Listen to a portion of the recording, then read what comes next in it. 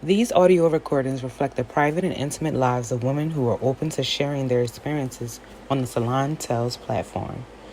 The women who are receiving service in the videos are not the same as the voice recording. The idea is to be entertained while learning a skilled trade.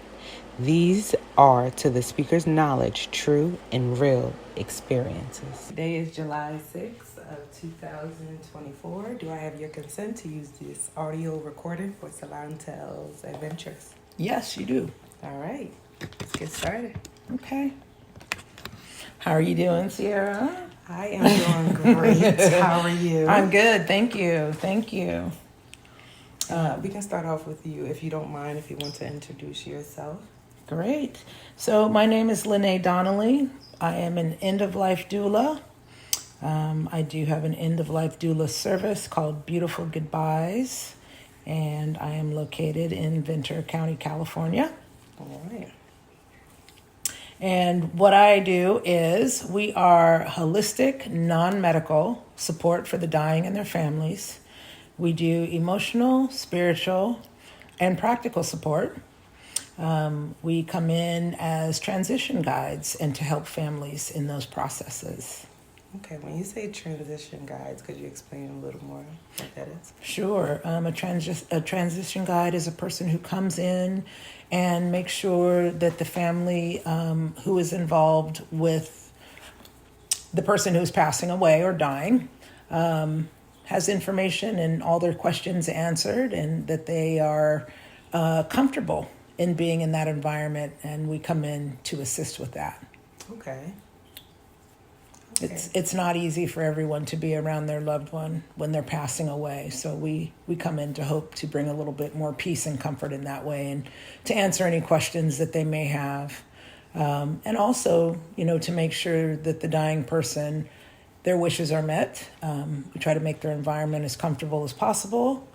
And we do all kinds of things, from rituals, whether it's a different time period in their illness. Say somebody is going into chemo or coming off of chemo and deciding not to do it anymore, then we can come up with rituals. So, we can come up with a poem that needs to be read every time there's a different type of situation happening. We can do candle lighting. Now, is this requested from the patient or the family? It's usually the patient. We are advocates for the dying. Okay. The family can be involved as well if that's what the patient wants, but we usually go with the patient's wishes. Okay. Now, if the family does want to be involved, how would you go about making them involved? Now, does the patient have to consent to that? And if so, how do they go about consenting for a family member to be more involved? We ask them what they would like. If they would like anybody in their family to be involved in, say, the rituals and how we put them together. Okay. Maybe it's a son that is comforting a father. Okay. We could say, hey, what would you like your son to do? Is there anything you'd want him involved in? And we make sure we ask all those questions and that they're comfortable with that. Okay. Now, is there any kind of plans or anything that's involved as well for the patient? Plans in what way? Plans for arrangements, medical, and after death, any type of funeral arrangements. Is there any plans that you guys offer? We do. We can actually come in and help to assist arrangements. Okay. We ask them what they would like specifically. And then there are resources that we doulas also have. As far as contacting funeral homes, we do that. We can help with pricing. Okay. We can help with type of internment or burial, whether it's, cremation or in ground, and just give people information and resources that they may need.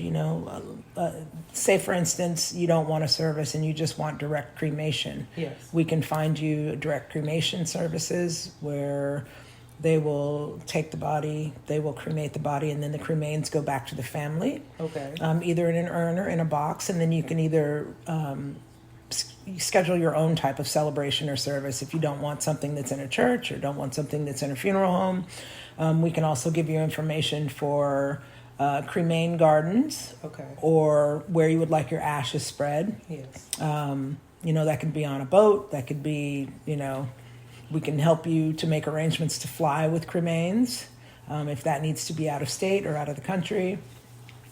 So we just come with resources to help you, figure out where you want your person's final resting place to be. Okay, and could you provide some options other than having a funeral at a funeral home and just, I'm not sure the correct term, but the regular cremation? Yes, so there are several types of different burials. Are you interested in hearing those? Yes. Okay. What we try to do is try to get the clientele or society, if they're interested, turned on to more eco-friendly ways of burial. Okay. I think most people are used to conventional burial, which is at a graveyard or a cemetery. The eco-friendly things that we come up with are, for instance, there are green burial options. One is human composting. Okay. And what exactly is that? Now, human composting is